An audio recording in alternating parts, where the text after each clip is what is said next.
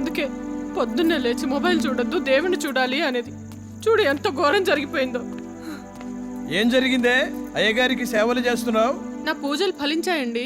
వాటికి అన్ని దెబ్బలు తగిలుంటే నీ పూజ ఫలించిందంటావేంటే? అయ్యయ్యో అలా కాదండి. వాడు దారిలో వెళ్తూ ఉంటే బైక్ మీద ఒక చిన్న పిల్లాడు అడ్డొస్తే వాడికి ఇక్కడ దెబ్బలు తగులుతాయో అని తప్పించి వీడు దెబ్బలు తగిలించుకున్నాడండి. అంత నా మంచితనమే వచ్చింది వీడికి. అలా చెప్పాడా నీకు? ఏంటి? నేనే నాటకాలు అనుకుంటే నన్ను మించిన నాటకాలు రాయలాగా ఉన్నాడు నా కొడుకు. అదేంట్రా నీకు ఇన్ని దెబ్బలు తగిలి బాధపడుతుంటే అలా అంటాడు? ఆయన అంతే అమ్మా. ఏ మామా, అమ్మనైతే మేనేజ్ చేశాం కానీ నాన్నకే కొంచెం డౌట్ వచ్చినట్టుందిరా. రే నాన్న వస్తున్నాడు రా. అయ్యో నాన్న, చిన్న దెబ్బలే నాన్న, చిన్న యాక్సిడెంటే, ఎందుకు బాధపడుతున్నావు? ఒరేయ్, నేను నాటకాలు వేసుకునేవాడినిరా. అన్ని ఊర్లలో నాకు తెలిసిన వాళ్ళు ఉన్నారు. విషయం తెలిసింది. వాళ్ల కులంలో వాళ్లను ప్రేమిస్తేనే ఊరుకోడరా ప్రతాపరెడ్డి. అలాంటిది ఏకంగా వాడి కూతుర్నే ప్రేమించావు నువ్వు. వాడు నిన్ను వదిలిపెట్టడురా.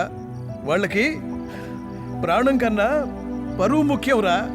ఒరేయ్, నువ్వు మరో మునికృష్ణవు కాకూడదురా. అయ్యో నాన్న, నేను ఆత్మహత్య చేసుకునేంత పిరికివాణ్ణి కాదు నాన్న. మునికృష్ణది ఆత్మహత్య కాదురా. ప్రతాపరెడ్డి మనుషులు కొట్టి చంపి బాడీని రైలు పట్టాల మీద పడేశారా.